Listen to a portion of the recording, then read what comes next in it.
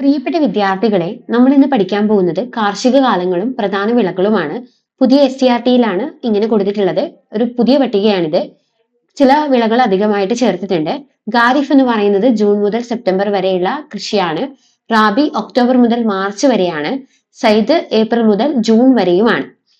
ഉഷ്ണമേഖലാ വിളയായിട്ടുള്ള നെല്ല്, പരുത്തി, ചണം, അതേപോലെ ബജ്ര, തുവര എന്നിവയാണ് ഖാരിഫ് വിളകളിൽ പ്രധാന വിളകളായിട്ട് വരുന്നത്. റാബി വിളകള് മിതോഷ്ണ ഉപോഷ്ണ വിളകളായിട്ടുള്ള ഗോതമ്പ്, പയർവർഗ്ഗങ്ങൾ, കടുക് വർഗ്ഗങ്ങൾ, ബാർലി മുതലായവയാണ്. ഇനി സൈദ് പച്ചക്കറി, പഴങ്ങൾ, കാലിത്തീറ്റ മുതലായവയാണ്.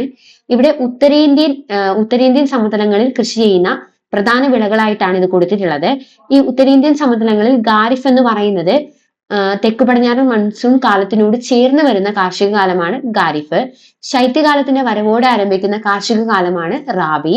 റാബി വിളകളുടെ വിളവെടുപ്പിന് ശേഷം ആരംഭിക്കുന്ന ദൈർഘ്യം കുറഞ്ഞ വേനൽക്കാല കാർഷിക കാലമാണിത് സൈദ്.